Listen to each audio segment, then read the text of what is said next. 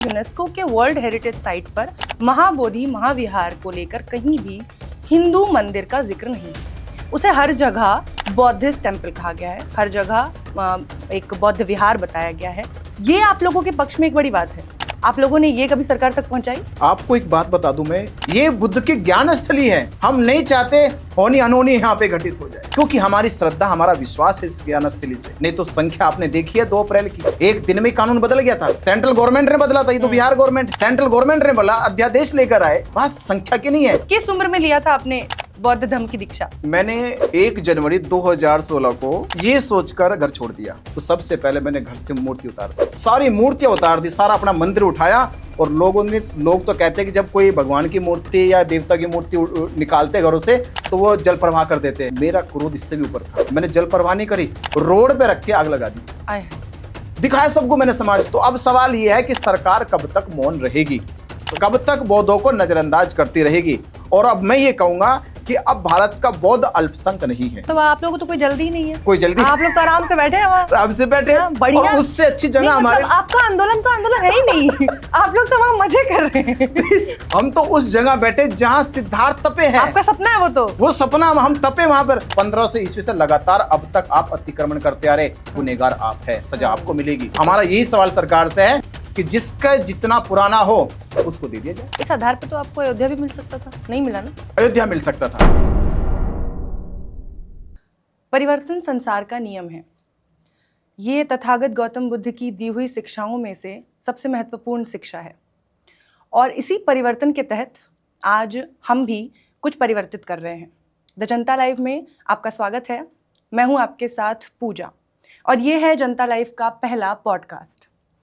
तो इस परिवर्तन के साथ हम कोशिश कर रहे हैं कुछ मुद्दों को और बेहतर तरीके से आप तक पहुंचाने की, और कुछ अलग अंदाज में। और इसी कड़ी में जो हम पहली कोशिश है हमारी, उसके तहत हम लेके आए हैं महाबोधि महाविहार मुक्ति आंदोलन का मुद्दा। ये मुद्दा आए दिन आप सुन रहे होंगे, देख रहे होंगे। हमारे चैनल के जरिए भी आपने कई बार इससे जुड़ी खबरें सुनी और देखी होंगी। लेकिन आज हम इसे कुछ अलग तरीके से समझने की कोशिश करेंगे। क्या है ये मुद्दा? सिर्फ इतना कि महाबोधि महाविहार में एक तरफ जहां बौद्ध भिक्षु हैं, तो वहीं दूसरी तरफ ब्राह्मण धर्म के पंडे पुरोहित। क्या ये 2 धर्मों के बीच में आपसी बैर का मामला है, महज इतना ही? या फिर इतिहास का कुछ ऐसा पन्ना जो आप तक नहीं पहुंचा, इतिहास के कुछ ऐसे सच जो आप तक शायद आज तक नहीं पहुंचे, और इतिहास की कुछ ऐसी चीजें, ऐसी कड़ियां जिन्हें आपस में जोड़ना और आप तक पहुंचाना बेहद जरूरी है, ताकि आप समझ सकें कि ये मुद्दा सिर्फ धर्म का नहीं है, ये मुद्दा सिर्फ आपसी 2 धर्मों के बैर का नहीं है। और बैर तो यहाँ है ही नहीं, क्योंकि ये विरासत की लड़ाई है। और वो विरासत जो सच में बौद्ध धर्म की है, ये आज हम इस पूरे पॉडकास्ट में आपको बताएंगे, और कोशिश करेंगे कि आपको समझा सके कि ये जो पूरी लड़ाई है, जो पूरा आंदोलन है जो आज हो रहा है, इसका इतिहास कैसे, कहाँ से, कब तक, और आज आखिर यहाँ कैसे पहुँचा। तो इन तमाम मुद्दों पर बातचीत करेंगे। और हमारे साथ आज के हमारे पहले पॉडकास्ट के पहले गेस्ट हैं भंते वीणाचार्य जी। आपका बहुत बहुत स्वागत है सर हमारे इस नई कड़ी के, नई शुरुआत के पहले पॉडकास्ट में। और मैं कोशिश करूँगी कि आज हम इस विषय को कुछ इस तरीके से रखें ताकि जनता इसे सिर्फ उतना ना समझे जितना अभी तक समझ पाई है, क्योंकि इसके पीछे का जो इतिहास है लगभग वो एक तरीके से छुपा दिया गया है एक पूरी साजिश, षड्यंत्र के तहत। तो उस पर भी आज हम बात करेंगे। सबसे पहले तो ये बताइए, एक 40-45 दिनों से पूरा आंदोलन आप लड़ रहे हैं, वहाँ लोगों के साथ लगातार आना जाना कर रहे हैं, तमाम प्रेस कॉन्फ्रेंसेस कर रहे हैं, तबीयत ठीक ठाक है? बिल्कुल ठीक है। हाँ, ऊर्जा है और शक्ति का निर्माण हो रहा है। 41 दिन आज आंदोलन को हो गए हैं। 12 फरवरी को शुरू किया गया था। उस दिन संत गुरु रविदास महाराज जी की जयंती थी। माघी पूर्णिमा का एक पवित्र दिन था, जिस दिन ये संकल्प लिया गया कि आज के दिन से महाबोधि महाविहार को मुक्त कराने की जो लड़ाई है उसकी शुरुआत कर दी गई है। और मुझे लगता है कि जो काम 12 फरवरी में शुरू किया गया था, हमें लगा था कि ये बात केवल हमें गया के प्रशासन तक पहुंचानी है, या बिहार के मुख्यमंत्री तक पहुंचानी है। हम इतना ही सोचते थे। पर जब 17 दिन महाबोधि महाविहार के सामने जब हमारा धरना प्रदर्शन चल रहा था, भूख हड़ताल चल रही थी, और रात के 12 बजे पुलिस प्रशासन ने आकर बौद्ध भिक्षुओं को डराकर धमकाकर ये कहकर कि आप गंभीर बीमारी से ग्रसित हो चुके हो, आप मर जाओगे, मौत का भय दिखाकर उनको ज़बरदस्ती हॉस्पिटल में जाकर डिटेन कर लिया गया। उसके बाद जब हमने बोला कि किस अधिकार के तहत किया, उस दिन से फिर धरना वहाँ से उठाया गया और धरना फिर एक ऐसी जगह पे डाल दिया गया जहाँ कोई सुविधा नहीं, पानी की सुविधा नहीं, बैठने की सुविधा नहीं, इतनी गंदगी के वहाँ पे ढेर थे। उस सब को फिर हमने साफ किया और आज 41 दिन हो गए। तो 41 दिन में हमने जो रिजल्ट देखा, वो रिजल्ट ये देखा कि हमने टारगेट किया था डीएम और सरकार तक का, पर आज का जो रिजल्ट है वो पूरी दुनिया तक पहुंचा। आज आंदोलन की जो आवाज़, जो मुहिम थी, वो देश के हर एक राज्य में, हर एक शहर में, और शहर से गांव तक और गांव के हर एक व्यक्ति तक पहुंच गई कि बौद्ध गया में महाबोधि महाविहार को मुक्त कराने के लिए 41 दिन से बौद्ध भिक्षु धरने पे बैठे हैं।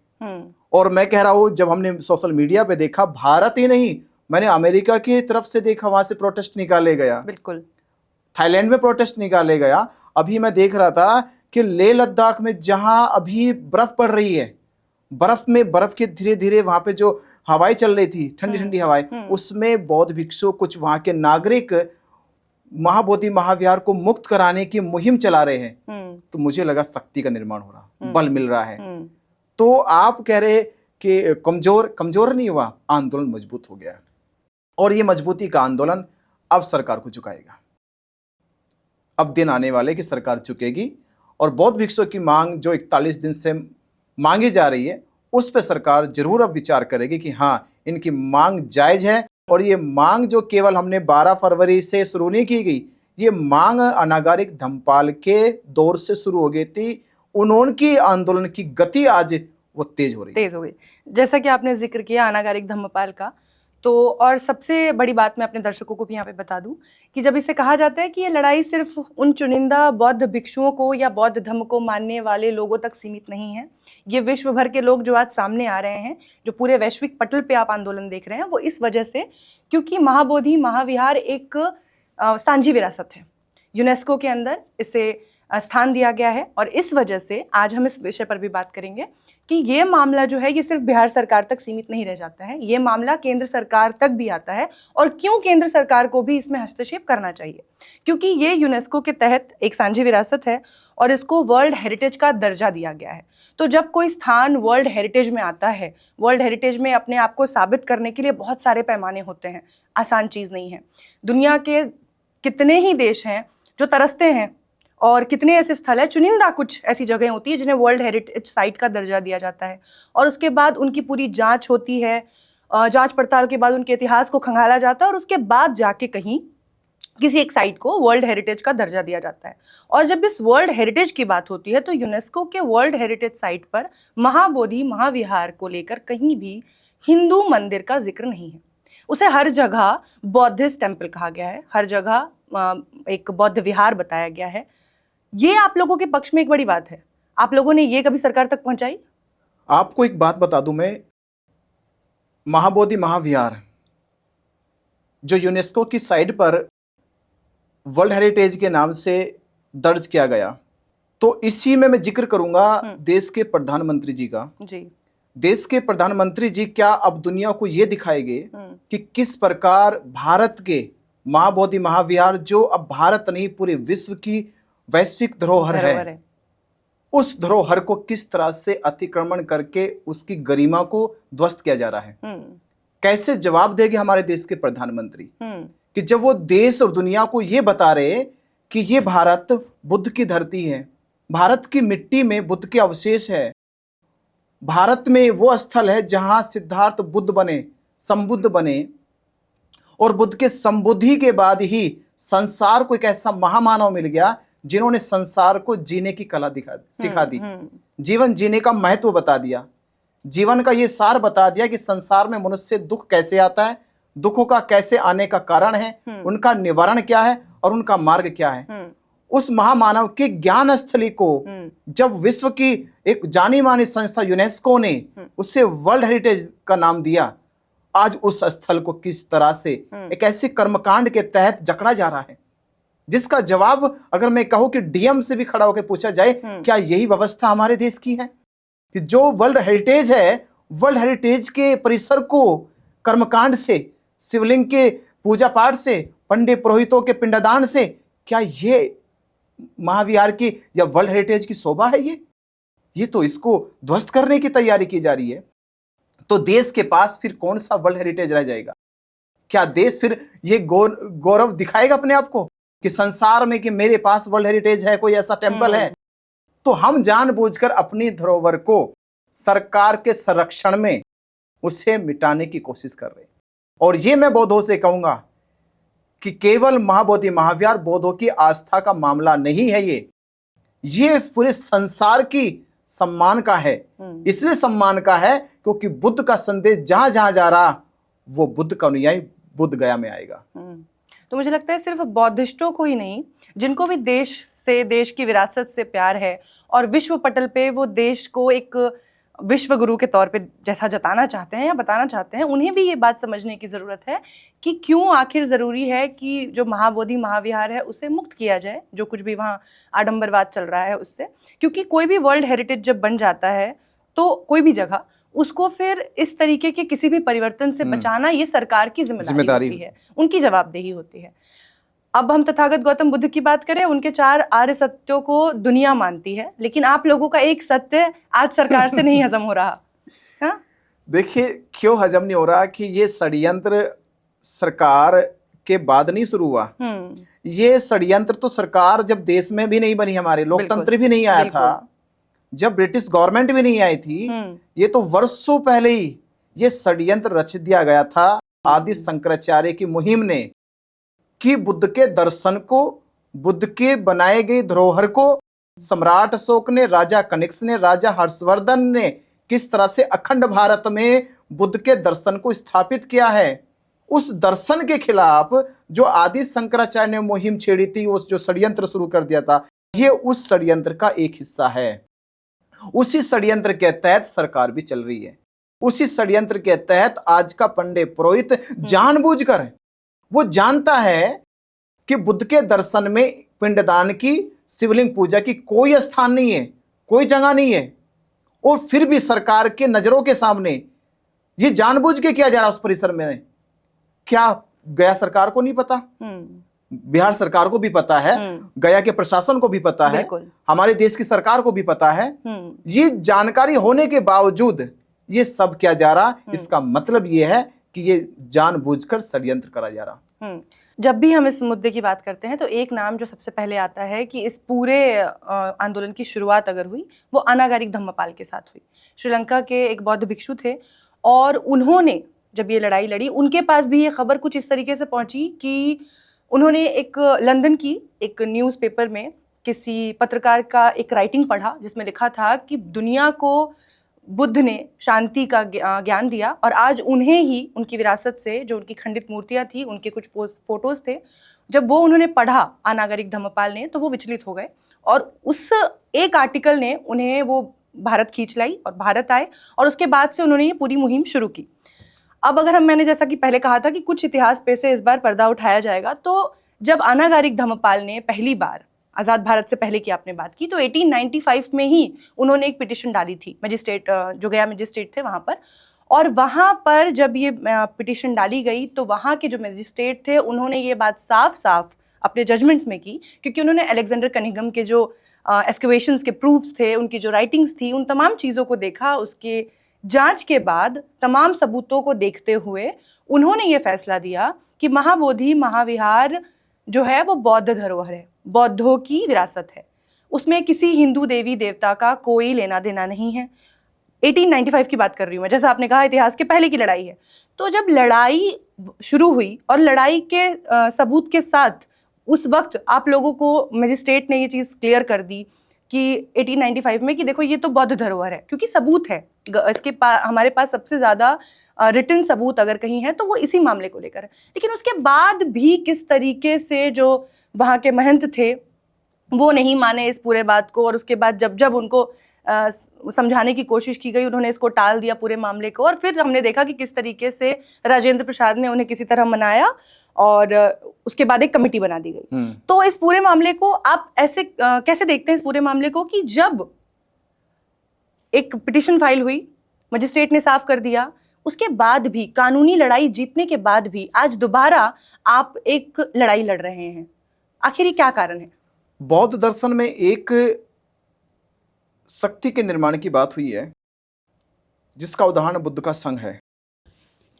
बुद्ध अपने आप में परिपूर्ण थे, उनके पास संबोधि थी, ज्ञान था उनके पास, वो स्वयं भी संसार को बदल सकते थे। पर उनके पास एक ऐसी प्लानिंग आई, एक ऐसा मन में विचार आया कि एक व्यक्ति का जो प्रभाव है, वो प्रभाव तब ज्यादा शक्तिशाली हो जाता है जब उसके पास संघ की ताकत होती है, जब उसके पास एक यूनिटी होती है। तो मुझे ऐसा लगता है कि जब अनागरिक धम्मपाल ने ये लड़ाई लड़ी, उस समय यूनिटी नहीं थी, हमारे पास संघ नहीं था। संघ नहीं था तो वो प्रेशर सरकार पे नहीं गया। वो प्रेशर उस समय के तत्कालीन प्रधानमंत्री पंडित जवाहरलाल नेहरू, जब आपने जिस एक्ट की बात करी, जब ये एक्ट बनाया गया, उसमें पंडित जवाहरलाल नेहरू प्रधानमंत्री थे, राजेंद्र प्रसाद राष्ट्रपति थे जी, जिनके कहने पर बिहार के राज्यपाल ने इस एक्ट को निर्माण किया। उस समय अगर बौद्धों की शक्ति का निर्माण होता, बौद्ध भिक्षुओं की शक्ति का निर्माण होता, तो मुझे विश्वास है, ये ऐसी आशा भी मुझे लगती है कि उस समय ये एक्ट बनता ही नहीं। तो ये एक्ट इसलिए बन गया क्योंकि हमारे पास शक्ति नहीं थी, संघ नहीं था। तो उस समय महंत के कारण, महंत के दबाव में बिहार सरकार के राज्यपाल ने 6 जुलाई 1949 को ये एक्ट पारित कर दिया। इस एक्ट की सच्चाई तो ये है कि ये असेंबली में पास नहीं हुआ, कोई प्रस्ताव नहीं हुआ, पार्लियामेंट में नहीं हुआ, ना कोई देश के दोनों पक्षों को बैठाया गया, ना बौद्धों को बैठाया गया, ना हिंदुओं की संस्थाओं को बैठाया गया। केवल एक महंत की सिफारिश पे, और अनागरिक को यह कहकर कि अनागरिक श्रीलंका से आए हैं और देश में हिंदू और बौद्धों के बीच में विवाद पैदा कर रहे, ये कहकर उनको नजरअंदाज किया गया। क्योंकि उस समय का जो नेतृत्व था अनागरिक धम्मपाल के कहने पे चलाया गया था, और अनागरिक धम्मपाल के बाद की जो लड़ाई थी वो भी अनागरिक धम्मपाल से ही रिलेट करती थी उसको। तो इन्होंने समाज के, बौद्धों के मॉरल को ऐसे डाउन करा कि ये मामला बौद्धों के हिंदुओं के बीच की फाइट का नहीं है, ये आपसी सहमति का है, और आपसी सहमति दिखाकर उन्होंने अटेंडम ये एक्ट बना दिया। ये मामला तब ज्यादा तूल पकड़ा जब बनते सुरेश ससाई ने इस अंधकार से, इसके झूठ से पर्दा उठाया कि किस तरह से सरकार ने भारत के बौद्धों के साथ, दुनिया के बौद्धों के साथ धोखा किया है, कि जो धरोहर बौद्धों की थी, जिस धरोहर की संरक्षण और प्रबंधन बौद्धों को मिलना चाहिए था, किस तरह से 1949 में ये गैर कानूनी तरीके से एक्ट बनाकर इसमें 4 हिंदुओं को बैठा दिया। जब ये बात 1992-93 में शुरू की गई भंते सुरेश ससाई जी ने, तब जाके देश को पता चला कि ये तो किस तरह से गैर कानूनी तरीके से, जिसका संविधान में भी कोई प्रस्ताव नहीं है, जिसका असेंबली में कोई प्रस्ताव नहीं लाया गया, कोई बहुमत नहीं जुटाया गया, बिना बहुमत जुटाए इन्होंने ये एक्ट कैसे बनाया। और ये एक्ट जो 6 जुलाई 1949 को बना और संविधान के 26 जनवरी 1950 को आजाद होने के, लागू होने के बाद ये एक्ट कैसे अब तक लागू किया गया, जबकि आर्टिकल 13 में इस चीज को अवैध माना गया, निरस्त कर देना चाहिए था। और अनुच्छेद संविधान के ही 25-26 का भी इन्होंने उल्लंघन कैसे किया, कैसे उनकी अवहेलना करी कि अल्पसंख्यक जो धार्मिक लोग हैं, उनकी समानता, उनकी स्वतंत्रता धर्म की जो थी वो छीन ली गई। हम एक आजाद बौद्धिस्ट नहीं है, क्योंकि हम अगर बौद्ध विहार में जाते हैं तो हमें परमिशन लेनी पड़ती है। अगर बुद्ध वंदना कर रही तो वहां पे उन 4 हिंदुओं के हस्ताक्षर होने चाहिए पहले, वो हस्ताक्षर करेंगे तो बौद्ध उपासक अपनी बुद्ध वंदना कर सकता है, साधना कर सकता है, बुद्ध के दर्शन की चर्चा कर सकता है। क्या ये हमें धार्मिक स्वतंत्रता मिली? क्या ये हमारी समानता है? तो सरकार ने जानबूझकर संविधान की अवहेलना की है, संविधान के अनुच्छेद 25-26 का उल्लंघन किया है। संविधान लागू होने के बाद किस तरह से अवैध तरीके से, गैर कानूनी तरीके से बीटी एक्ट अब तक लागू है, जो लागू नहीं होना चाहिए था। अब ये मांग फिर दोबारा से जब भंते सुरेश ससाई ने उठाई और सुप्रीम कोर्ट भी गए, और सुप्रीम कोर्ट में जब 2012 में उन्होंने पिटीशन दाखिल करी, तो सरकार, सुप्रीम कोर्ट का 2018 में एक फैसला आया, उस फैसले में उन्होंने जजमेंट ये दिया कि ये मामला कोर्ट का तो बिल्कुल नहीं है, ये मामला कोर्ट का बिल्कुल नहीं है, ये लेजिस्लेटिव असेंबली का मामला है। ये वहां पर इस पर चर्चा करे कि जब वो वैश्विक धरोहर बौद्धों की है, वो जो दर्शन शिक्षा है वो बौद्धों की है, जहां पर बुद्ध का ज्ञान जहां बुद्ध को ज्ञान प्राप्त हुआ, वो अनुयायी जो बुद्ध को मानते हैं ये उनको मिलनी चाहिए। पर उसके बावजूद भी 2018 के बाद भी सरकार ने इस पे कोई पहल नहीं करी, ना इस पे कोई विचार किया। तो अब सवाल यह है कि सरकार कब तक मौन रहेगी, कब तक बौद्धों को नजरअंदाज करती रहेगी। और अब मैं ये कहूंगा कि अब भारत का बौद्ध अल्पसंख्यक नहीं है। जो मैं बड़ी बात अब आपसे कह रहा हूं कि लोगों को लगता था 1949 में कि भारत में बौद्ध अल्पसंख्यक है, या 2012 में जब कोर्ट में हमारी बात उठाई गई लगता था कि देश में बौद्ध अल्पसंख्यक है। पर मैं आज की डेट में कह रहा हूं कि 2025 का जो बौद्ध है वो अल्पसंख्यक नहीं है, क्योंकि बौद्ध अब जितना शेड्यूल कास्ट था वो बौद्ध हो चुका है, ओबीसी कास्ट था वो बौद्ध हो चुका है, ओबीसी के साथ कुछ जनरल लोग भी बुद्धिस्ट हो गए हैं। तो भारत का तो बहुसंख्यक बौद्ध हो गया है। तो जिस प्रकार सुप्रीम कोर्ट ने कहा था राम मंदिर के मामले में कि साक्ष्य एक तरफ, सबूत एक तरफ, जितने वहां पर वो अवशेष मिले वो एक तरफ, और सुप्रीम कोर्ट का फैसला एक तरफ, इस आधार पे कि ये हिंदुओं के धार्मिक भावनाओं का मामला है। बहुसंख्यक हिंदुओं की आस्था से, भावना से हम खिलवाड़ नहीं कर सकते। तो मैं अब यही कह रहा हूं, क्या अब बहुसंख्यक बौद्धों की आस्था से खिलवाड़ किया जाएगा? जो करोड़ों बुद्धिस्ट महाबोधि महाविहार को मुक्त कराने के लिए आंख उठाकर देख रहे कोर्ट की, सरकार के और उन एक्ट बनाने वाले जो उस समय के तत्कालीन राज्यपाल थे और आज के जो राज्यपाल है, मुख्यमंत्री है, ये उनकी ओर देख रहे कि ये बदलाव अब कब होगा। हाँ, एक अब ये इतिहास को हमने काफी कोशिश की बेहतर तरीके से समझने की, इतिहास की बातें हो गई, लेकिन अब अगर हम वर्तमान में आए और फिलहाल की जो स्थिति है उस पर चर्चा करें, उसको देखें, तो एक सवाल जो बौद्ध धर्म को थोड़ा बहुत जानने वाले लोग हैं, जो युवा हैं, वो अक्सर पूछते हैं, उनके मन में एक सवाल ये होता है कि बुद्ध तो शिक्षा देते हैं मैत्री, करुणा, समता, एकता, ऐसी तमाम शिक्षाएं वो देते हैं और शांति के प्रतीक हैं। तो जब बुद्ध शांति के प्रतीक हैं तो उनकी धरोहर के लिए ये लड़ाई आखिर क्यों ज़रूरी है? वहाँ जैसे अब तक चल रहा था, एक तरफ हिंदुओं की भी अपनी पूजा अर्चना चलती रहती, दूसरी तरफ आपका भी अपना चलता रहता वहाँ पे। देखो, मैंने एक बार कहा था, अभी जब मैं बौद्ध गया में था, वहां पूछा तो मैंने कहा कि बौद्ध भिक्षु मांग नहीं रहे हैं, बचा रहे हैं। जो देश में एक हमारे खिलाफ जो लोगों ने ये ट्रेंड चलाया कि बौद्ध भिक्षु क्यों मांग रहे हैं, तो हम मांग नहीं रहे हैं, हम बचा रहे हैं विरासत को, हम बचा रहे हैं बुद्ध की शिक्षाओं को, हम बचा रहे हैं भारत की उस संस्कृति को जिसके कारण पूरे संसार में भारत का सम्मान है। ये बचाने की लड़ाई है, मांगने की नहीं है। और बचाने के लिए केवल हम नहीं, ब्राह्मण भी सामने आओ, क्षत्रिय भी आ जाओ, वैश्य भी आओ, और तमाम हिंदू लोग आ जाओ कि हाँ, भारत की संस्कृति और भारत का जो नाम ऊंचा किया बुद्ध ने, बुद्ध की शिक्षाओं के ज्ञानस्थली को बचाना चाहिए, अतिक्रमण से बचाना चाहिए, कर्मकांड से बचाना चाहिए, पाखंड से बचाना चाहिए। इसमें केवल हमारा हिस्सा नहीं है, भारत के हर एक व्यक्ति का हिस्सा है, भारत के हर उस व्यक्ति का हिस्सा है जिस व्यक्ति को दुनिया सम्मान की नजर से देखती है। पूरा एशिया और आज तो मैं कहूंगा पूरी दुनिया जब बोध गया में आती है वो नतमस्तक होती है। ये तो भारत का गौरव है। अरे भारत का मुसलमान मक्का मदीना जाता तो वहां आके फक्र कहता है कि देखो मैं मक्का मदीना आया हूं। भारत का ईसाई जब यरूशलेम जाता उसको तब फक्र होता कि मैं यरूशलेम में गया हूं।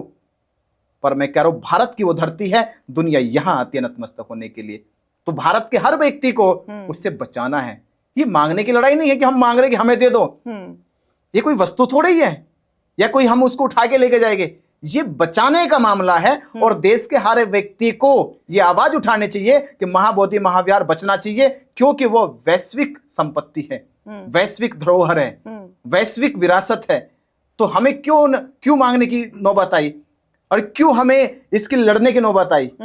हमारी बस इतनी सी मांग है कि ये भारत सुंदर भारत तब था जब बुद्ध था, और आज बुद्ध को कहीं ना कहीं मिटाने की कोशिश की जा रही है। तो भारत का कोई अस्तित्व नहीं है। क्योंकि एक मुझे याद बात आई है योगी आदित्यनाथ जी की, उन्होंने अभी कुंभ मेले में कहा कि जब तक भारत रहेगा तब तक बुद्ध रहेगी। मुझे बहुत अच्छी बात लगी, भारत रहेगे तो बुद्ध रहेंगे। योगी जी की बात अच्छी लगी, मुझे अच्छी लगी। भारत रहेगे तो बुद्ध रहेंगे, इसका मतलब बुद्ध रहेगे तो भारत रहेगा। दोनों एक ही बात है। बुद्ध रहे तो भारत रहेगा और भारत रहे तो बुद्ध रहेगा। योगी जी से मीटिंग करते नहीं आप? पूछते हैं उनसे कि दिलवा दीजिए, फिर क्या दिक्कत है? एक बार मेरे एक मित्र है, हाँ। अभी पिछले जब हमने शुरुआत किया ये आंदोलन, तो हमने मैसेज भेजा। हम्म। तो मैसेज जाने से पहले एक बीच में एक संदेश हमें मिला, कहने लगे योगी जी बुद्ध को मानते हैं, हाँ। बुद्ध की शिक्षाओं को मानते हैं, हाँ। पर ये कभी नहीं मानेंगे कि बुद्ध का आंदोलन हिंदुओं के खिलाफ चले। अच्छा। मतलब कि वो मानने को तैयार है बुद्ध की शिक्षा लागू की जाए, हाँ। पर वो जो घालमेल लगा कि बुद्ध विष्णु के अवतार है, वो तो मानेंगे, वो मानेंगे, वो मानने को हम तैयार नहीं है। हाँ। जो हमारे बीच में दरार है, वो ये है। तो ये कैसे होगा? सारा खेला ही इसी बात का है। अब देखिए अब इतिहास हो गया, सब हो गया, अब जो अभी खेला चल रहा है ना, ये समझते हैं। अब ये बताइए ये होगा कैसे? आपने खुद कहा कि वो नहीं मानेंगे, कि वो तो कहते हैं कि बुद्ध तो हमारे हैं, विष्णु के अवतार हैं। इसी बात की तो सारी लड़ाई है, टंटा ही सारा। इसके लिए मैंने देखो एक उत्तर दे रहा आपको, आपके चैनल के माध्यम से। बुद्ध विष्णु के अवतार है, ये तथाकथित हिंदू पुरोहित पंडित कह रहे दुनिया को, या भारत के लोगों को भरमा रहे। मैं उनको एविडेंस दे रहा हूं, विष्णु के अवतार है, विष्णु के हाथ में चक्र है, और विष्णु के 10 अवतारों में 3 अवतारों की बड़ी घोषणा कर रहा हूं। 3 अवतार, पहले परशुराम, दूसरे राम और तीसरे कृष्ण। ये 3 अवतारों के मैं जिक्र कर रहा हूं।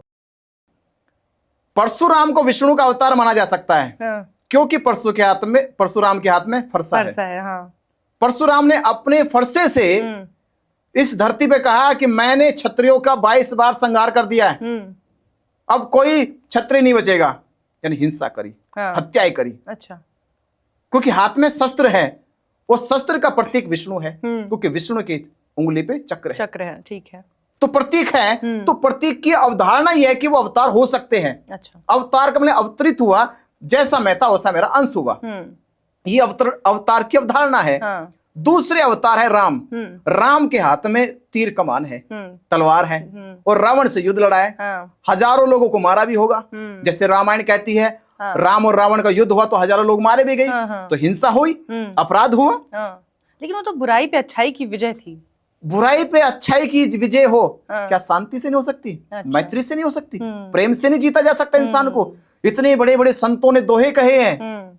कबीर साहब कह के जा रहे कि भाई पोथी पढ़े, पढ़ जग मुआ, पंडित भया ना कोई, ढाई आखर प्रेम का पढ़े बड़ा पंडित होए। तो कबीर साहब ने भी कहा, वो तो हमें लगा कि राम के पास वो शक्ति नहीं थी। अच्छा। कि वो किसी को मैत्री से जीत सके, चलिए शांति से जीत सके। कृष्ण पे आते हैं। अब तीसरे है कृष्ण। हाँ। कृष्ण के पास भी सुदर्शन चक्र था। हाँ। पूरे महाभारत में चला दिया, शिशुपाल की हत्या कर दी, पांडवों से कौरवों को मरवा दिया। हाँ। हिंसा हुई। तो मैं इन 3 कैरेक्टरों को विष्णु से जोड़ सकता हूँ, कोई शक नहीं है। ठीक है, क्योंकि तीनों के पास शस्त्र है। कैरेक्टरिस्टिक आपने जोड़ लिए, जुड़ रहे हैं, जैसे चरित्र है, वो विष्णु से मैच होता है। हाँ।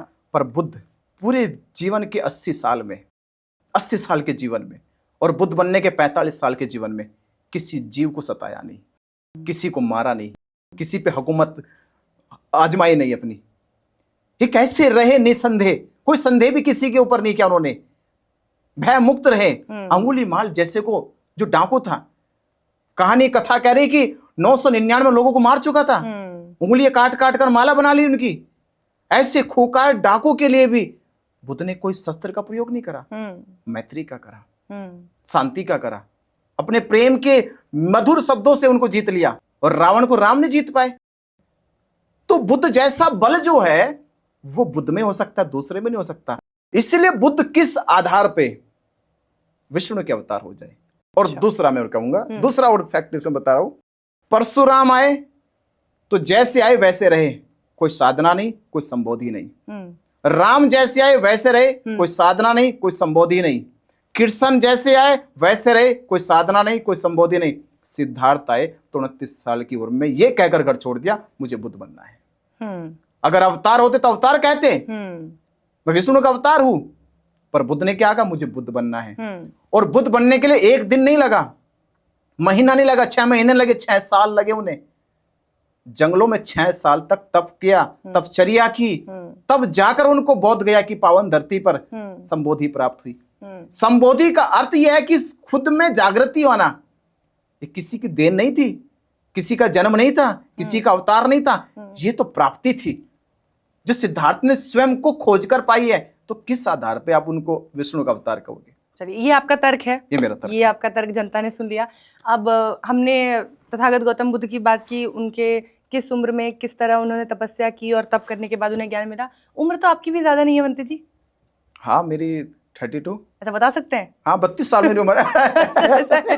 और तो इतनी कम उम्र में, मतलब जैसे मैं अगर मिलती हूँ भंते जी लोग से, तो वो तो सब बुजुर्ग वगैरह होते हैं, बड़े उम्र दराज होते हैं। देखिए, हमारे यहाँ क्या होता है ना, उम्र से ज्ञान का अंदाजा ना, सब बाल सफेद धूप में नहीं किए हैं, है ना, वो वाली बात। तो आपके तो बाल भी, मतलब खैर आप लोग तो रखते ही नहीं है, लेकिन आप तो बड़े अभी यंग हैं, तो इतनी जल्दी कैसे, किस उम्र में लिया था आपने बौद्ध धर्म की दीक्षा? मैंने 1 जनवरी 2016 को अच्छा, ये सोचकर घर छोड़ दिया कि हमारा जन्म जो हुआ है, हाँ, वो बाबा साहब डॉक्टर अंबेडकर जी के संघर्षों के बाद सम्मान लायक हुआ है। हाँ, जन्म तो हो जाता पर सम्मानजनक ना होता। हाँ, ये एहसास हुआ कि मेरी जो लाइफ है, जो आज सम्मानजनक है 2016 में, जिससे मैं महसूस कर रहा था, वो सम्मान जो मिला बाबा साहब डॉक्टर अंबेडकर जी की वजह से। तो ये मतलब अपने आप आया कि कुछ देख के, सुन के, या किसी की कुछ बातों से प्रेरणा लेके? इसका एक पीछे रहस्य है। हाँ, अब चैनल है तो मैं इसमें कुछ छिपाना नहीं चाहूंगा, एक सच्चाई बता रहा हूं मैं आपको। जब मेरी आयु करीब 13-14 साल की थी, हाँ, तो मुझे भक्ति करने का शौक लग गया। अच्छा, वो भगवान वाली भक्ति? भगवान वाली भक्ति का। देखो यहाँ और इतना पूजा पाठ किया, इतना हाँ। पूजा पाठ किया कि मैं एक तरह का पुरोहित हो गया। लोगों के साथ मंत्र जाप करना, उनको बीमारी से ठीक करना, ये सब आडंबर करने लगा। हाँ, मेरे हाई स्कूल के एग्जाम थे। अच्छा, हाई स्कूल के एग्जाम 2008 की बात है ये। 2008 जब मैं हाई स्कूल का एग्जाम दे रहा था, तो मुझे बीमारी होगी जिसको देहातों में, गांव में माता कहते हैं। अच्छा। और आज पता चला कि वो चिकन पॉक्स, चेचक, खसरा। हाँ। तो अब मेरे साथ भगवान की जुड़ाव था। मैं तो अपने आप को मानता हूं मैं भगवान का दूत हूँ। मैं उनकी पूजा करता हूँ, सुबह शाम उनकी वंदना करता हूँ, उनको प्रसाद चढ़ाता हूँ, भोग लगाता हूँ, ये सब करता हूँ। और मेरे एग्जाम के 3 दिन रह गए, मुझे वो सब बीमारी हो गई। जब मुझे चेचक हो गया, पूरी बॉडी पे चेचक हो गया। और इसका निशान मेरे चेहरे के ऊपर अभी दिखाऊंगा, बना हुआ है गड्ढा सा एक। बुखार बहुत तेज, 103-104 से नीचे डाउन नहीं हुआ। बहरहाल ये हुआ कि मेरा एग्जाम छूट गया। तो गांव में तो दवाई भी नहीं देते, माता आती है तो? माता का दवाई कहाँ थी? उसमें भगवान का झाड़ देते, झाड़ फूक होती है, झाड़ फूक, दवाई भी नहीं लेंगे, दवाई भी नहीं लेते थे, झाड़ फूक करते थे। हाँ। तो झाड़ फूक के चक्कर में हमारी बीमारी ठीक हुई नहीं। हाँ। और हमारे से एग्जाम छूट गए। बताओ, आप दूसरों को ठीक करते थे झाड़ फूक से? हाँ, वही तो हुआ कि मैं दुनिया को ठीक कर रहा था और खुद को नहीं कर मैं ठीक खुद को नहीं कर पाया। मैं खुद को बचा नहीं पाया। उधर से मेरी शिक्षा खराब हो गई। 10वीं के मेरे एग्जाम छूट गए। तब दिमाग के चक्षु खुले। इतना मुझे गुस्सा आया, चक्षु भी खुले, गुस्सा भी आया, क्रोध इतना आया कि मैं कह सकता हूँ कि मेरी क्रोध का उस समय कोई वो नहीं था कि यहाँ से कोई यहाँ सीमा दी जा सकती है। मैं जैसे होश में आया, मेरा बुखार उतरा, तो सबसे पहले मैंने घर से मूर्ति उतार दी। सारी मूर्तियां उतार दी, सारा अपना मंदिर उठाया। और लोग तो कहते हैं कि जब कोई भगवान की मूर्ति या देवता की मूर्ति निकालते घरों से, तो वो जल प्रवाह कर देते हैं। मेरा क्रोध इससे भी ऊपर था। मैंने जल प्रवाह नहीं करी, रोड पे रख के आग लगा दी। दिखाया सबको, मैंने समाज को आग लगा दी। कुछ लोग मेरे खिलाफ चले गए। वहां बहिष्कृत किया होगा आपको? बहिष्कृत भी करा, मेरे खिलाफ चले गए। वो सब हुआ, बात खत्म। अब सिलसिला ये रुक गया। मन को मैं शांत करने लगा, कैसे कैसे मैंने इस आडंबर से अपने आप को बचाऊं, निकालूं। और कितना मैं मूर्ख था, कितना मैं पागल था। खैर, अब तारीख आई 14 अक्टूबर 2011। अच्छा। ये 14 अक्टूबर 2011 जिसने मेरे जीवन में एक क्रांति घटित कर दी।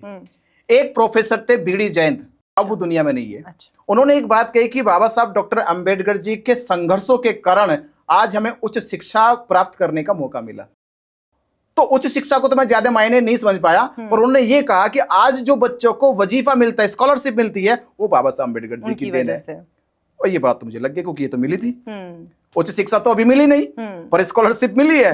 तो कार्यक्रम खत्म होने के बाद हम उनके पास गए, बात करी कि हाँ, जो हमें स्कॉलरशिप मिलती है, जो हमारे एडमिशन हुए, क्या ये बाबा साहब की वजह से हुआ?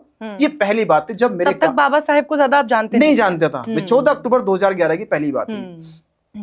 उन्होंने कहा कि समझा भी दिया, एक किताब भी दे दी, बाबा साहब डॉक्टर अंबेडकर जी का जीवन संघर्ष की किताब, एक छोटी सी पुस्तक थी, वो हमने पढ़ी। पढ़ने के बाद अब चेंज हो गया, अब मुझे एक लक्ष्य मिल गया। मतलब लगा कि देखो, वो भगवान तो कुछ नहीं कर पाए, ये कुछ कर गए हैं और इनकी शिक्षाओं पे बहुत कुछ हो सकता है। तो इनको एक लक्ष्य मिल गया अभी। इनको मानो कि वो जो जीवन जीना था मुझे, तपचर्या का, वो जीवन जो जीना था समाज की संघर्ष का, वो मुझे वो लक्ष्य मिल गया है। और मैं उस समय मुझे लगता BSc में मेरा एडमिशन हुआ चुका था। मैं 12th कर चुका था। ये 3 साल का पीरियड मेरा अपनी स्टडी को लेकर और बुद्ध धम्म को और बाबा साहब अम्बेडकर जी को समझने में मैंने लगा दिया। पढ़ने में एक पागलपन सा दीवानगी भी हो गई। 2014 में मेरी ग्रेजुएशन होती है, 2014 11 मई 2014 को मुझे पहली बार ये अवसर मिला कि मैं बौद्ध धर्म के एक जो पवित्र जो वस्त्र है, ये चीवर है, इसे पहनने का मौका मिला। अच्छा। 10 दिन के लिए 10 दिन के लिए पहना, मैंने वो शिविर किया, उससे बड़ी श्रद्धा से, बड़े ही मतलब कि जो जिज्ञासा थी वो सब मैंने उसमें डाल दी अपनी। 10 दिन के एक्सपीरियंस के बाद बहुत सारे सवाल अब आ गए। सवाल इतने आ गए कि मुझे लगा कि बौद्ध धर्म एक ऐसी शाखा है, ऐसी शाखा जो संसार को छाया दे सकती है, पर कोई पानी देने वाला नहीं है। ये ऐसी शाखा है, अगर इसको खड़ा किया जाए ये संसार को छाया दे सकती है, पर अभी पानी देने वाला नहीं है। ये बात बाबा साहब अम्बेडकर जी ने 1956 में भी कही थी कि मैं उस पौधे को पानी डाल रहा हूं जो पौधा बड़ा होकर इस संसार को छाया देगा, आओ तुम भी पानी डालो। पर मैंने देखा कि इन 56 के बाद अब 2014 तक बीच में कुछ बदलाव ज्यादा नहीं हुआ। तो हमने संकल्प किया कि अपना जीवन इस रास्ते पे जिएंगे। 2 साल अपने मन को तैयार किया, क्योंकि मनोबल इतनी जल्दी गवाही नहीं दे रहा था कि हाँ चीवर पहनो और निकल पड़ो, गवाही नहीं दे रहा था। तो 2016 में फिर फाइनली हमने सोच लिया अब हमें निकलना है। तो बड़ा संकल्प है ना, मतलब परिवार को छोड़ना, अपनों को छोड़ना, फिर पीछे मुड़ के नहीं देखना, सारा जीवन संघ को समर्पित कर देना। ये संघर्ष हमारे कुछ जीवन की गाथाओं से आ गया। क्योंकि जीवन भी हमारा ऐसा रहा कि हम 5 साल के थे तो 5 साल में हमारी माँ परिवार से चली गई। अच्छा। 2 भाई और 1 पिता, 3 लोगों के बीच का जीवन था। हाँ। तो इसीलिए वो मोह, माँ वाला मोह तो वो कम रह गया। हाँ, तो पहले ही विरक्त हो गए। वो पहले ही विरक्त हो गए। हाँ। तो जो अटैचमेंट होती, जो इमोशंस होते हैं वो माँ की वजह से होते हैं। हाँ। और माँ ही पहले चली गई। हाँ। तो माँ चली गई और बहन भी नहीं थी। शायद अगर बहन भी मोह में बांध लेती तो वो मतलब तय था, बोले नेचर ने ऐसा कर दिया कि चीजें तय थी। तो ये जो अगर चेचक ठीक हो गया होता तो इस संघ की जगह आरएसएस वाला संघ हो सकता था। देखिए ये सब एक घटना होती है। हाँ। घटना जहां ले जाती फिर वहीं जाएगा। हम कल्पनाएं बनाए जाओ। हाँ। सिद्धार्थ ने देखो शादी भी कर ली, बच्चा भी हो गया। हाँ। और फिर भी छोड़ना, फिर भी बुद्ध बन गए। हाँ। तो छोड़ना फिर भी पड़ा। तो ये घटना है। तो कल्पना तो हम कुछ भी बना सकते हैं, पर इवन ये हुआ कि 2016 के बाद हमारे जीवन में क्रांति घटित हुई और हमने फिर बौद्ध धर्म के दर्शन को बारीकी से पढ़ना समझना शुरू कर दिया। और उसके बाद हमने बहुत सारे सवाल ऐसे निकाले कि मैं आज कह सकता हूं, अभी हम आगे भी चर्चा करें कभी बैठेंगे, कि बुद्धिज्म के मैंने वो सवाल निकाले जो अब तक संसार में उनके उत्तर गलत थे। और फिर मुझे लगा कि हाँ अब हमें आगे बढ़ना चाहिए। तो फिर मैंने फाइनली पूरा जीवन भर के लिए कि पूरा जीवन अब चीवर पहन के रहूंगा, तो मैंने 1 जनवरी 2020 में ये पूर्ण संकल्प भी ले लिया कि आज जीवन अब मैं चीवर में रहूंगा। वो यात्रा अब आज यहाँ है। उस यात्रा का उद्देश्य भी हमें लगता है कि अब हमें मिल गया है, बड़ा उद्देश्य मिल गया है। अब वो बड़ा उद्देश्य मिल भी गया। हाँ। कि जहां से हमने शुरुआत की थी। हाँ। उस यात्रा का उद्देश्य अब हमें मिल गया। हाँ। कि महाबोधि महाविहार। हाँ। मुक्त कराना है। हाँ। तो एक और सवाल आता है कि जो ये लड़ाई है, तो कहीं ना कहीं हम इसको शुरू से अब तक जो देख रहे हैं, ये सत्ता की वजह से, जो सत्ता में लोग काबिज हैं उसकी वजह से कहीं ना कहीं आप लोगों के हाथ से निकल जाता है। तो आपकी ये लड़ाई चल रही है एक तरफा, ठीक है, लेकिन आपको लगता है कि सत्ता में अगर बुद्धिस्ट लोग हों या बौद्ध धर्म को मानने वाले या सरकार, क्योंकि एक बार कोशिश हुई थी, लालू प्रसाद यादव जब थे मुख्यमंत्री बिहार के, तब उन्होंने बौद्धों के आंदोलन के दबाव में आके मेरे ख्याल से 1994 में, तब उन्होंने एक बार कोशिश की थी, एक विधेयक पेश किया था उन्होंने कि ये जो पूरी कमेटी है 8 के 8 लोग बौद्धिस्ट हों, सरकार इनको नामित करेगी और रखेगी, लेकिन उसको पास नहीं होने दिया गया, उसको पारित नहीं होने दिया गया, क्योंकि आप जानते हैं जिस तरीके से पूरा ये होता आया है अब तक, इतिहास से लेके अब तक। तो आपको लगता है कि सत्ता में अगर काबिज हों बौद्धिस्ट लोग, बौद्ध धर्म को मानने वाले, तभी ये चीजें हो सकती हैं बेहतर?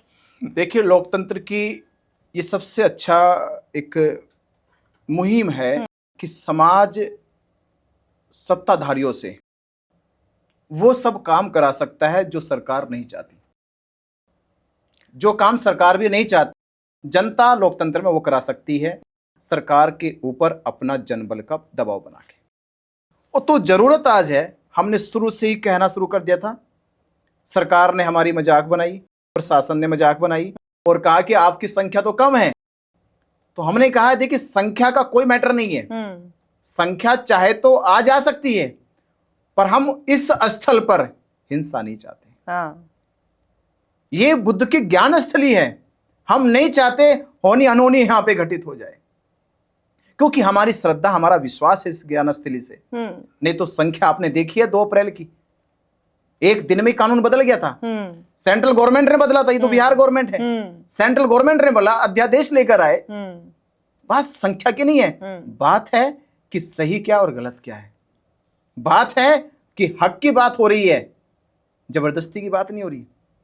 हम कोई काम ऐसा नहीं कराना चाहे सरकार से कि जो केवल हमारे फेवर की बात हो, बिल्कुल केवल हमारे हक की बात हो। हम सरकार से वो अपील कर रहे हैं जो देश की बात है, जो देश की संस्कृति की बात है, जिससे देश का सम्मान होता है। देश के प्रधानमंत्री हो या देश के कोई भी राज्य का मुख्यमंत्री हो, वो दुनिया भर में जाते हैं केवल बुद्ध के नाम लेकर। दूसरा कोई नाम आपके पास अब तक है? बुद्ध के अतिरिक्त आपके पास दूसरा नाम नहीं है। हम यही चाहते हैं कि बुद्ध की वो ज्ञानस्थली देश की ज्ञानस्थली बने, उस पर अतिक्रमण नहीं होना चाहिए। इस पूरे आंदोलन का कहीं ना कहीं आप चेहरा बन गए हैं। आप लोगों में आपकी आवाज जा रही है, आपके वक्तव्य लोग सुन रहे हैं, तो ये एक कितनी बड़ी जिम्मेदारी है। पहला सवाल तो ये कि आपको क्या लगता है, इस जिम्मेदारी को कितनी महत्वता देते हैं आप, कितनी इम्पोर्टेंस, और कब तक, कहाँ तक इस आंदोलन को लेकर जाएंगे? क्योंकि जैसा कि आपने कहा शांतिपूर्ण तरीके से लड़ना है, तो आखिर कब तक लड़ा जाएगा शांतिपूर्ण तरीके से? 41 दिन हो चुके हैं अभी तक। 41 दिन तो खैर अभी हुए हैं, ये लड़ाई तो आज़ादी के पहले से चल रही है। तो इस पूरे दौर में जब सरकार ने नहीं सुना, एक बार जैसा कि मैंने बताया लालू प्रसाद यादव ने कोशिश की थी, उसको भी वो नहीं पारित करा पाए, कब तक कर पाएंगे आप लोग? मैं 2 घटना बता रहा हूँ। सिद्धार्थ घर से निकले, मुझे बुद्ध बनना है, और बुद्ध बनने में कितने साल लगे? 6 साल लगे। दूसरी घटना, हर मनुष्य को पता है एक दिन मरना है, पर वो आज तो नहीं मरता। पता है कि मरना है एक दिन, पर वो आज नहीं मरेगा। हम ये सोचकर बैठे मुक्त होगा, भले आज ना हो कल होगा। तो ये बात हमारे टाइम की नहीं है कि टाइम सेट कर दे कि 3 महीने में आजाद करा देंगे। हम ये कह रहे, हम मुक्ति के लिए बैठे। अगर आज नहीं करेगी तो सरकार कल करेगी, पर हम बैठे, हम ये लड़ाई लड़ते रहेंगे। क्योंकि मैंने आपको ये एक बात याद दिला रहा हूं, भिक्षु का जीवन गृह त्याग कर है, और बुद्ध के अलावा दूसरा घर नहीं है। जब एक घर छोड़ दिया, दूसरे घर आ गए, तो तीसरे घर जाने की तो कोई अब बात ही नहीं। तो आप लोगों को तो कोई जल्दी ही नहीं है। कोई जल्दी, आप लोग तो आराम से बैठे हैं वहाँ। आराम से बैठे, बढ़िया। और उससे अच्छी जगह हमारे, आपका आंदोलन तो आंदोलन है ही नहीं। आप लोग तो वहाँ मजे कर रहे हैं। हम तो उस जगह बैठे जहाँ सिद्धार्थ तपे हैं। आपका सपना है वो सपना, हम तपे वहां पर। और मैं तो एक वीडियो भी आने वाला, मैं कह क्या पूरे बहुत भिक्षुओं से कि हमारे जीवन का संकल्प तो पूरा हो गया। जिस जगह सिद्धार्थ बैठकर बुद्ध बने, समझो बनने वाले हो, बस तप करते रहो, बस ये तपचर्या निरंतर चलती रहे। एक दिन बुद्ध तुम भी बनो। पहले कभी कभी जाने को मिलता था, वहां मस्त बैठे हैं एकदम। पहले जल्दी जल्दी जाते थे। पहले तो हम पिकनिक की तरह जाते थे, जाते थे और आ जाते थे। आज तो हम उस मिट्टी को देख रहे, बस वहां बुद्ध की चेतना को देख रहे, और खुद के भीतर बुद्ध के स्वरूप को देख रहे कि अब तो बैठे हैं, बस अब कोई जल्दी नहीं है। अब तो सरकार कहेगी आज हम कहे तो कल कर देना। इससे अच्छी आनंद की जगह और क्या हमारे लिए? बस आनंद में तो कोई दिक्कत नहीं है, हमें दिक्कत नहीं है। बैठने में क्या दिक्कत? बैठे हैं, सरकार को बस डिगाएंगे, सरकार को तो एहसास कराएंगे। ये एहसास में आपको एक घटना मतलब जर्मनी की।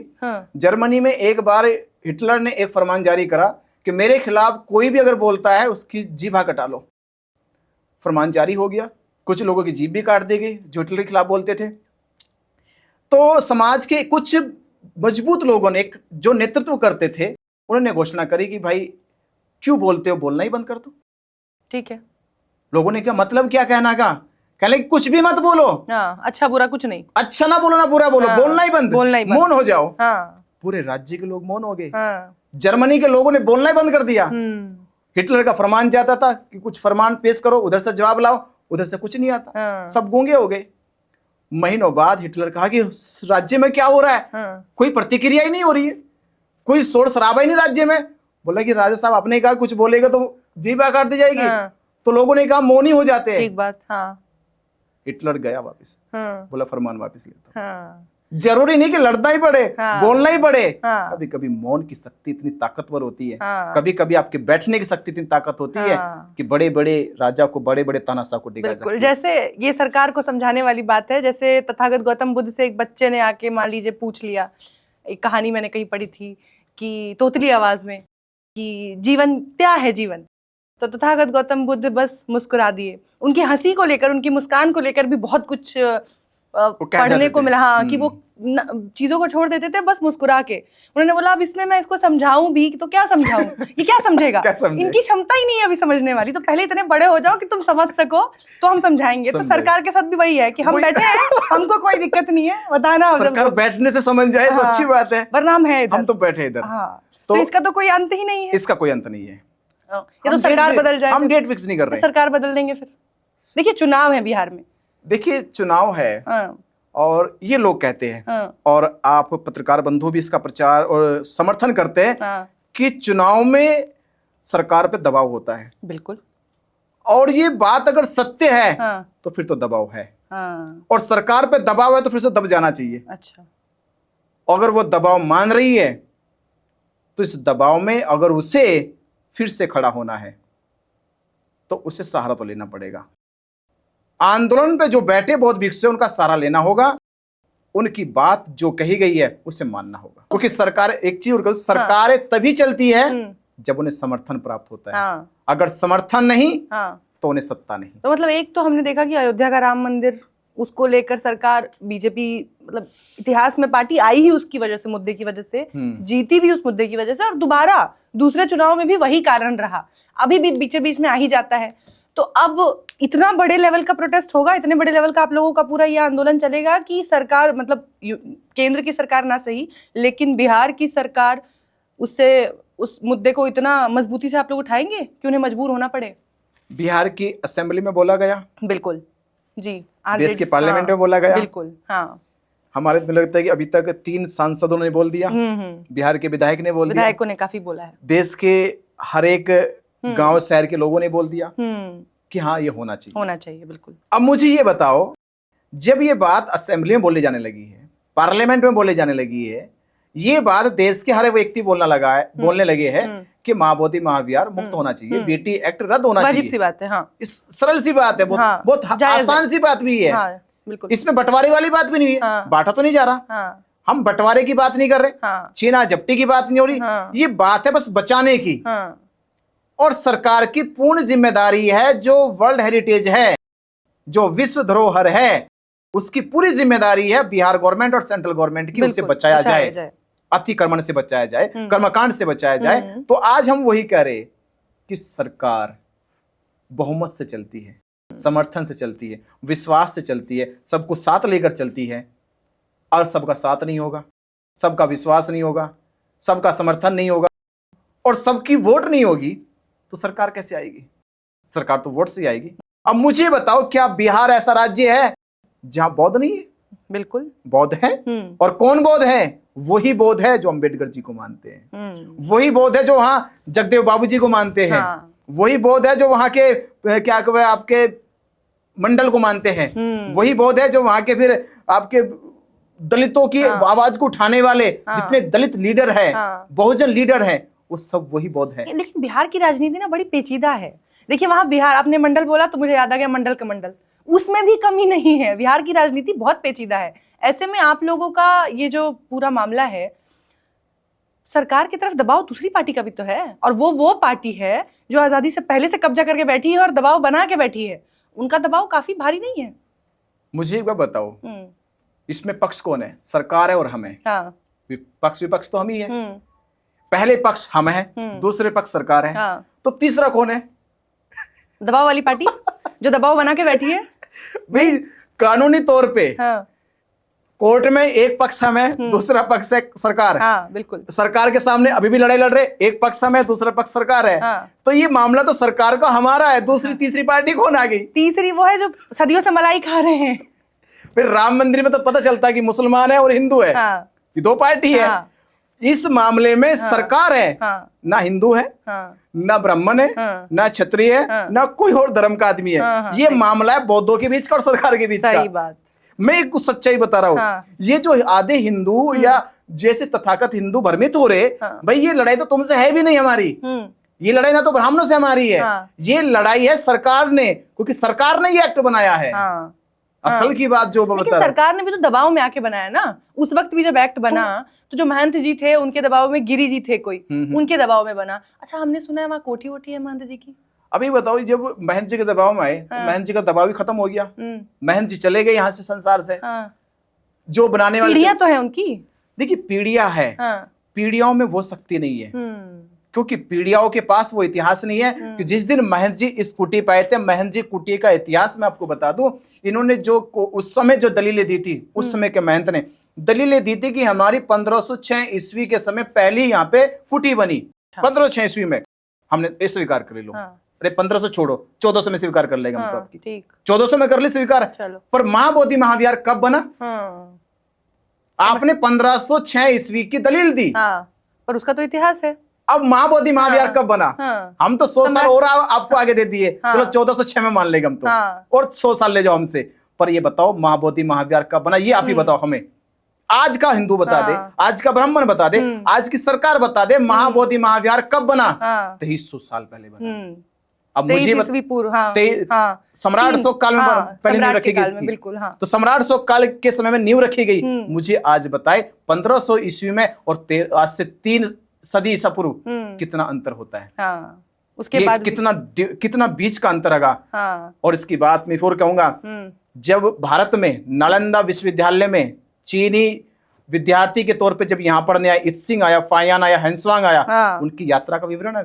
जो नालंदा से आते थे यहाँ पर रिसर्च करने के लिए, यहाँ पर साधना करने के लिए आते थे, वो लिख कर गए, वो लिख के गए हैं। क्या मतलब इसके जितने इतिहास मिले हैं उसमें तो साफ साफ तौर पे ये लिखा हुआ है कि ये बौद्ध विहार है, बौद्ध विहार है। ये साफ साफ लिखा है हर जगह। तो हम तो आपका ये भी मान लीजिए, ठीक है 1500 में बनी, पर अतिक्रमण करा ना, क्योंकि बुद्ध विहार बाद में नहीं बना, बुद्ध विहार पहले था, ये मानता पूरा देश, पूरी दुनिया। तो आपने अतिक्रमण करा 1500 ईस्वी में, और 1500 ईस्वी से लगातार अब तक आप अतिक्रमण करते आ रहे, गुनहगार आप है, सजा आपको मिलेगी। तो हमारा यही सवाल सरकार से है कि जिसका जितना पुराना हो उसको दे दिया जाए। बिल्कुल। इस आधार पे तो आपको अयोध्या भी मिल सकता था, नहीं मिला ना? अयोध्या मिल सकता था, पर मैंने एक चीज कहूंगा, अयोध्या को जब आर्कोलॉजिकल लोगों ने सर्वे किया तो मिट्टी के अंदर से खोदे, और जब मिट्टी के अंदर से जो अवशेष निकल कर आए, उस सरकार ने उनको कर लिया जब्त। और जब जब्त कर लिया तो हम जब लोग जाते थे साकेत, अयोध्या, तो हमसे पेन भी ले ली जाती, हम वहां पे कोई नोटबुक लेके जाए वो भी छीन ली जाती थी, कैमरा भी छीन लिया जाता था, मोबाइल भी छीन लिया जाता। आप कोई स्केच ना बना सके, कोई पिक्चर ना निकाल सके, क्योंकि पिक्चर निकाले तो दिखाओगे जो अवशेष मिले आर्कोलॉजिकल ने, वो दुनिया देख लेगी, तो लोग कहेगी राम नहीं है, बाबरी मस्जिद नहीं है, यहाँ तो बुद्ध विहार है। और 22 बुद्ध विहारों का साक्ष्य सबूत हमारे पास है उसका। खैर, पर महाबोधि महाविहार आर्कोलॉजिकल डिपार्टमेंट में पार्ट नहीं, छोटे छोटे पूरा स्ट्रक्चर है, पूरी तो मतलब ये जमीन के अंदर वाली नहीं, ये ऊपर वाली है, सच्चाई है वो है। तो हमने वहां इसलिए चुप रह गए, ठीक है सरकार ने भी छिपाया, और कोई स्ट्रक्चर नहीं था, चलो छोड़ो, चलो छोड़ दिया, हमने दया कर दी। बुद्ध ने कहा कि करुणा करो। यहाँ दया नहीं होगी? देखो दया तो कर रहे आज भी, हम तो कह रहे कि आओ बचाओ हमारे साथ मिलकर, जो छीन रहा है इसको, जो लूट रहा है इसको, जो अतिक्रमण कर रहा है उससे बचाओ। दया तो कर रहे हम, और ये तो दया ही तो है, हम भगाने के लिए तो नहीं किसी को कह रहे, हम कह रहे बचाओ इसे। चलिए, तो इस विषय को जैसे जैसे आपका आंदोलन आगे बढ़ता रहेगा और भी इसमें कड़ियां जुड़ती रहेंगी और हम बातचीत लगातार करते रहेंगे, लेकिन आज इस पर जितना हमने चर्चा की, जो कुछ समझने की कोशिश की, बहुत अच्छा लगा भंते जी आपसे बातचीत करके, थोड़ा आपके निजी जीवन के बारे में भी जान के, आपकी कहानी समझ के भी बहुत अच्छा लगा। तो बहुत बहुत धन्यवाद अपना कीमती समय हमारे साथ बहुत देने के लिए, और जनता लाइव का बहुत बहुत शुक्रिया। और आपने जब हम बोध गया में थे तब से आप लोगों ने दिल्ली से रहकर लाइव आकर वहाँ पे इंटरव्यू किया, वहाँ बुद्ध गया की पिक्चर्स दिखाई, वीडियो दिखाई, और लोगों ने देखी, और देखने के बाद जिस तरह से पूरे देश में ये आवाज़ बुलंद हुई कि महाबोधि महाविहार बौद्धों को मिलना चाहिए, उस बुलंद आवाज़ में आपका एक बहुत बड़ा योगदान है। जनता लाइव के दर्शक लोग जो देख रहे हैं, मैं उनसे कहना चाहूँगा कि अपना चैनल, अपनी ताकत होती है, वो ताकत को बनाए रखना चाहिए। नमो बुद्धाय। बहुत शुक्रिया, धन्यवाद।